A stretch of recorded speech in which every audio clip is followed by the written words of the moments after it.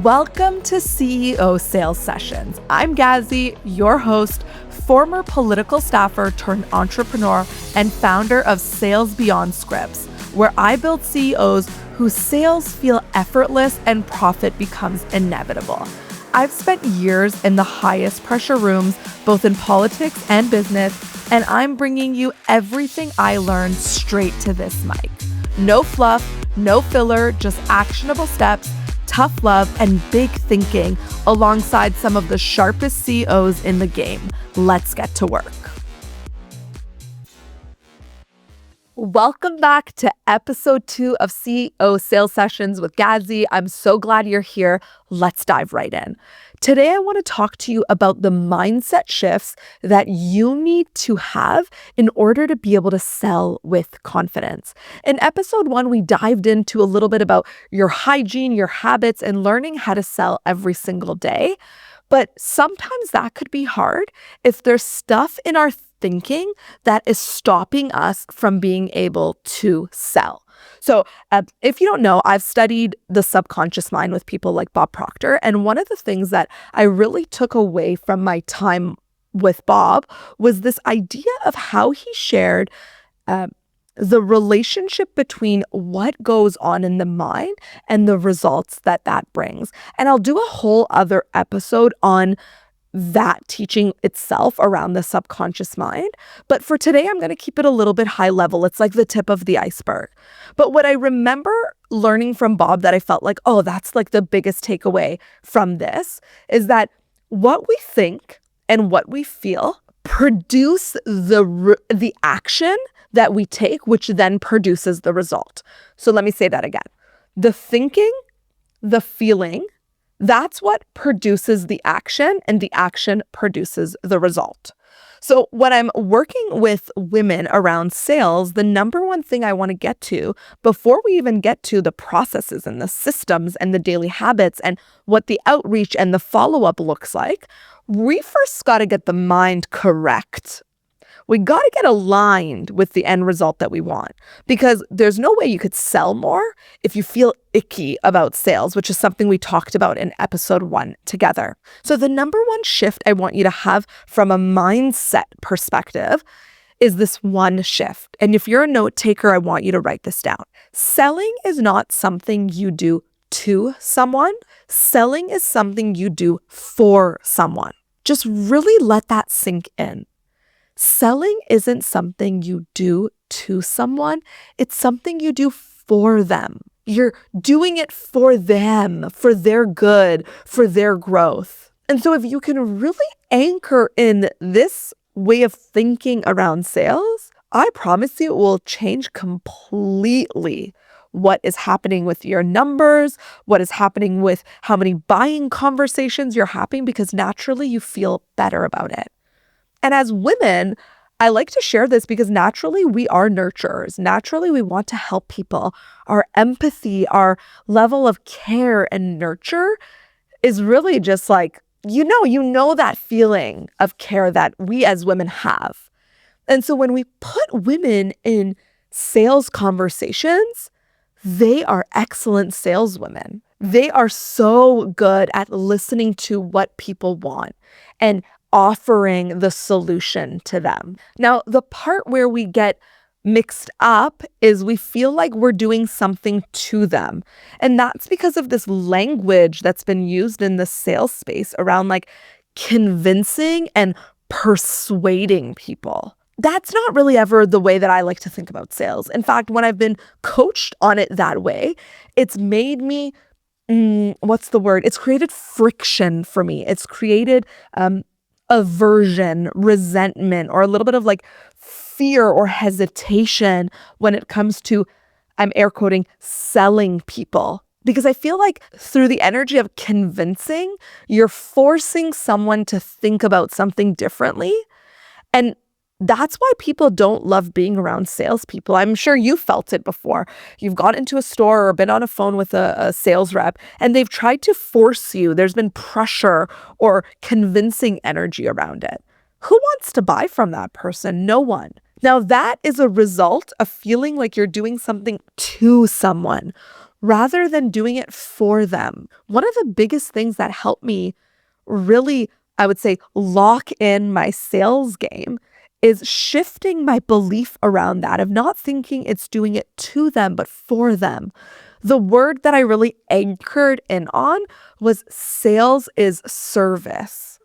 And so when I really adopted this, let's call it belief, the embodiment of that was flow, was excitement, was more outreach. I wanted to be of service to people. Again, it's part of me as a giver to want to help people.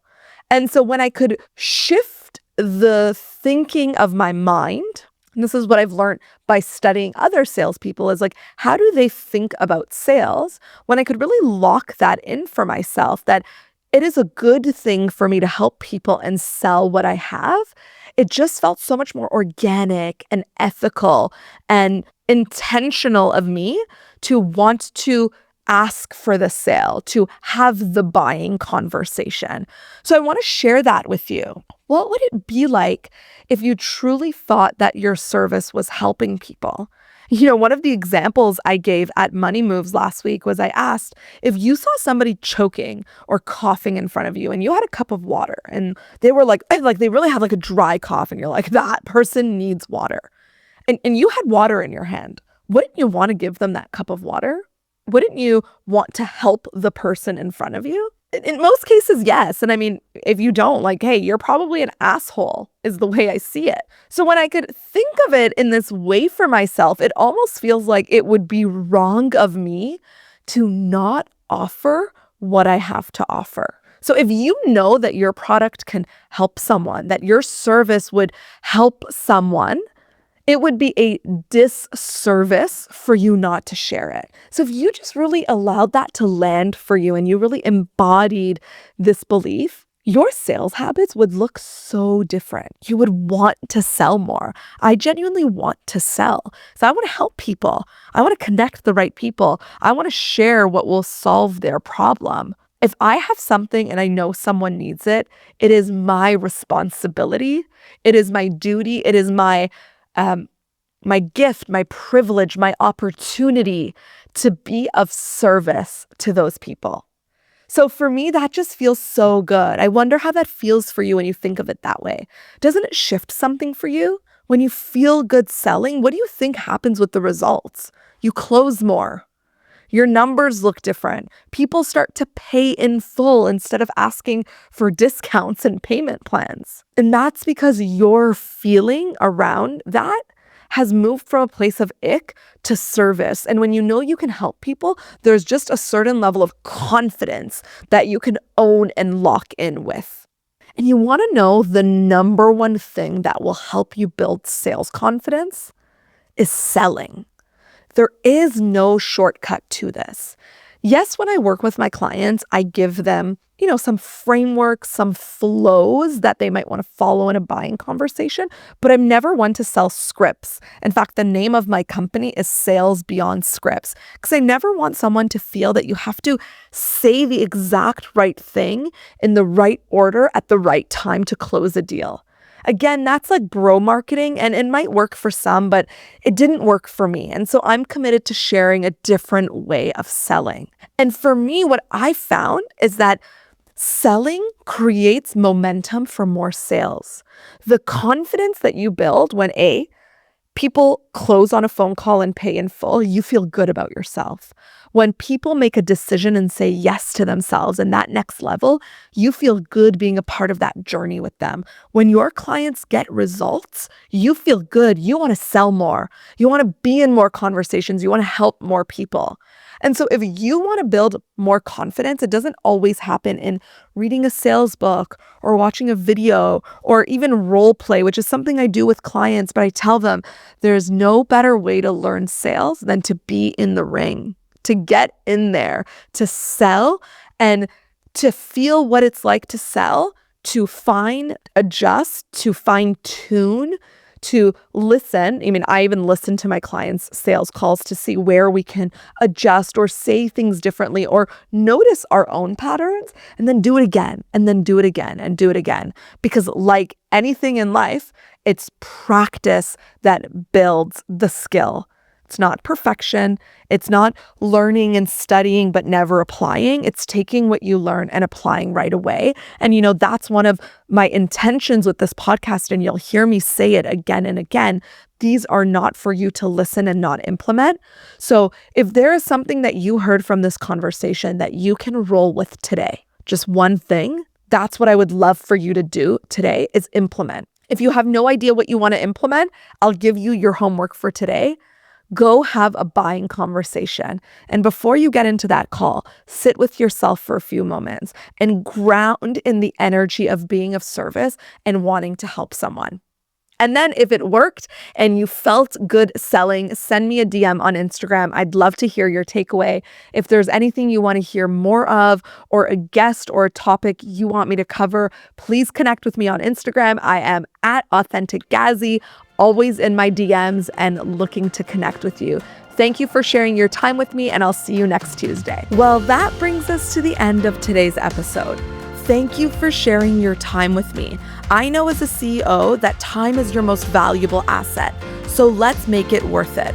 What's one thing that you're going to implement or embody today? Because listening without action is just entertainment. So DM me your takeaway on Instagram at AuthenticGazi. I want to hear it, and I promise you I will hold you accountable. And if this episode resonated, share it with a woman in your circle who needs to hear this. And if you haven't already, follow and subscribe so you never miss a Tuesday. I'll see you next week.